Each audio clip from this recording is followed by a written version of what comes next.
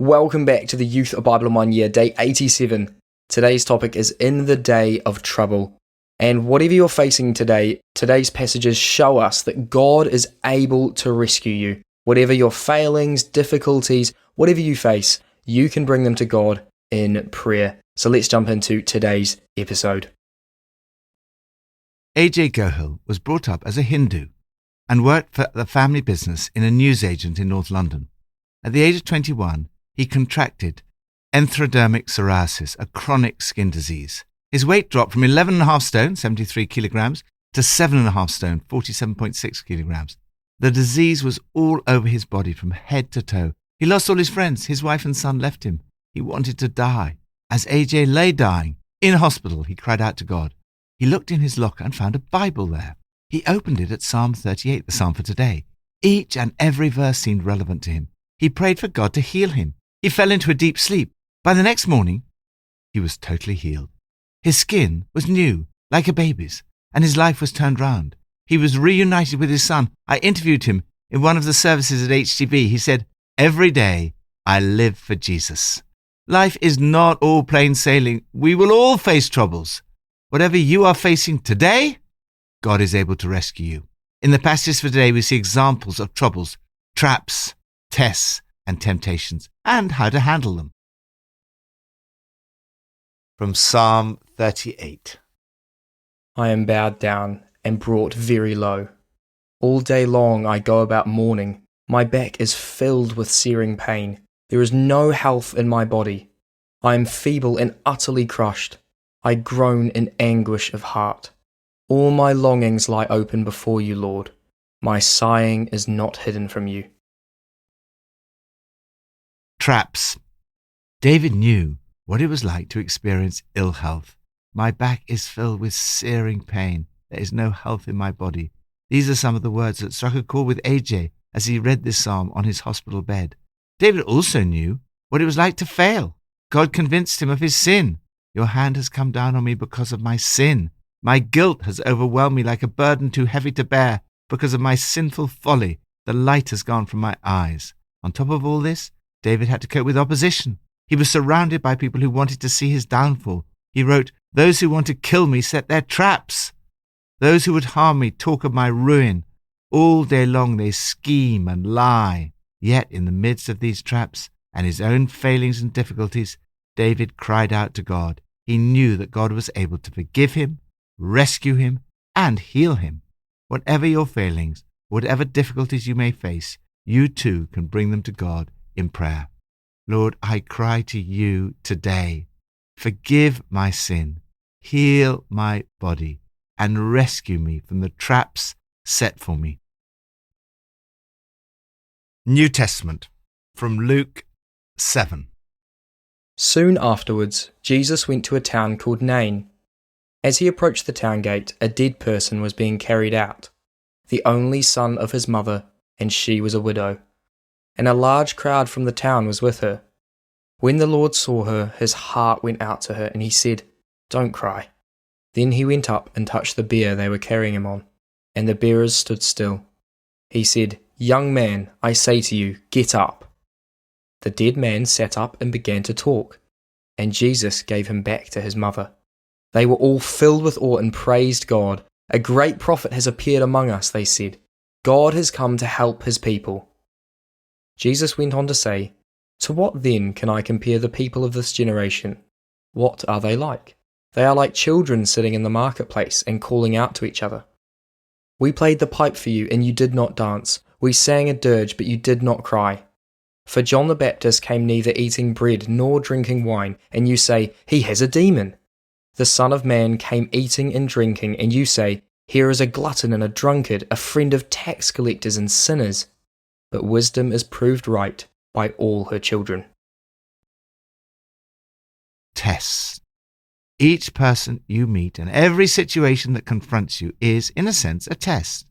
How are you going to respond to the needs of the people around you and the situations you find yourself in? First, needs of others. I took a funeral of a young man who died of cancer aged 30. I saw his mother, a friend of ours for over 30 years, standing by the coffin of her only son. I understand And when Jesus saw the woman in today's passage in a similar situation, his heart went out to her. Jesus had the power and authority to raise her son from the dead, but he still had to have the courage to step out in faith and do it. We all have to operate within the limits of our own faith. Responding to this kind of situation can be really testing. To get it wrong would be pastorally disastrous. Certainly, I do not recommend doing what Jesus did unless you have his authority, power, faith, and a direct instruction from God. But we must seek the right words and the right responses to all those in need. Whatever we do must be motivated by compassion. Jesus is able to say, "Go back and report to John what you have seen and heard. The blind receive sight, the lame walk, and those who have leprosy are cleansed. The deaf hear, the dead are raised, and the good news is proclaimed to the poor." You may not be able to say all these things, but you can pray for the sick, and you can certainly proclaim good news to the poor. Second, criticism. In spite of the fact that Jesus was doing so much that was extraordinary, wonderful, and life-changing, he was not universally accepted. The religious leaders of the time rejected God's purpose for themselves and brought false accusations against John the Baptist and Jesus. How you respond to criticism is another test. Jesus said, "For John the Baptist came neither eating bread nor drinking wine, and you say, he has a demon. The Son of Man came eating and drinking, and you say, he's a glutton and a drunkard, a friend of tax collectors and sinners." Jesus is saying it's almost impossible to avoid criticism. As Aristotle said, the only way to avoid criticism is to do nothing, say nothing, and be nothing. Whatever you do, some people will find fault, but Jesus was not put off by criticism. He says, "But wisdom is proved right by all her children." Perhaps he means that in the end, wisdom and Jesus' actions will be proved by the results, or as we would say, the proof of the pudding is in the eating. Jesus and John the Baptist were very different, but they were both wisdom's children. Lord, help me today, with every person I encounter, to have the right words, to bring good news, to have a heart of compassion, and to seek to minister to others as Jesus did. Old Testament, from Numbers 23 to 26. The earth opened its mouth and swallowed them along with Korah, whose followers died when the fire devoured the 250 men, and they served as a warning sign. Temptations.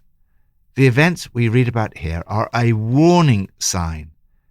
As we have seen, when Paul writes about temptations, he refers back to this section in the book of Numbers and says that what is written here stands as a warning.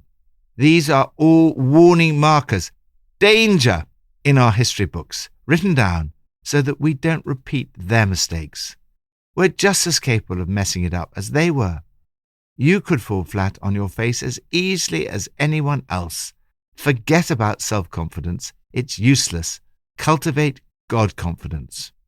What are we being warned about? What are these temptations? First, witchcraft. Sorcery, sometimes translated divination, means turning to supernatural magical powers which do not come from God to find out something or to make something happen. Today, we see the use of horoscopes, tarot cards, fortune tellers, Ouija boards, palm reading, and so on. People want to know what's going to happen. Especially in times of trouble, they sometimes turn to these wrong methods. Balaam's life was a curious mixture. At times, he was capable of acting under the inspiration of the Spirit of God. He uttered one of the great messianic prophecies. A star will come out of Jacob. A scepter will rise out of Israel. A ruler will come out of Jacob. Jesus described himself as the bright morning star. Yet, Balaam is condemned in the New Testament. We see the reason here. He was a sorcerer. He would normally have received a fee for divination and been rewarded handsomely for his sorcery. The moments when he operated under the Spirit of God were exceptions. These were occasions when he did not resort to sorcery as at other times. Second, immorality. The people fell into sexual immorality. The men began to indulge in sexual immorality with Moabite women. They were all deceived. God's judgment came on them, and especially on one of their leaders, Zimri, the leader of the Simeonite family, sexual immorality is not a temptation from which the leaders of the church are exempt. If leaders fail, it's even more serious and damaging, partly because of their influence. Third, God substitutes. The people were unfaithful to God. They worshipped and bowed down to other gods. They joined in worshipping the Baal of Peor. Idols are far broader than statues of other gods. Idols are God's substitutes. They're created things that we are serving as a number one in our lives rather than serving the Creator. The Apostle Paul warns us of the dangers of falling into the same temptations, but ends with these encouraging words. No test or temptation that comes your way is beyond the course of what others have had to face. God will never let you down. He'll never let you be pushed past your limit. He'll always be there to help you come through it. Father, help me to stand against the temptations of the enemy. May I never do anything that brings dishonor to the name of Jesus. May your name be glorified in everything I do. Pippa adds, in Luke 7, verse 11, we see Jesus' extraordinary compassion and power. This mother, whose son had just died, was also a widow. She would already have experienced deep sorrow at the loss of her husband. She would probably be destitute too, since there would be no one to provide for her or her family, as there was no welfare state. What amazing joy she must have received when Jesus healed her son and gave him back to her. Well, how should we respond to today's episode? Well, the action of the day is tell a close friend where you're falling short of God and ask them for prayer and help. We want you to do this today because being in a community, being with friends is a lot more powerful. That's why Jesus had his disciples around him. He needed the assistance. He couldn't do it all on its own. So reach out to a friend today and let them know. Be honest where you're falling short of God and give it to God in prayer.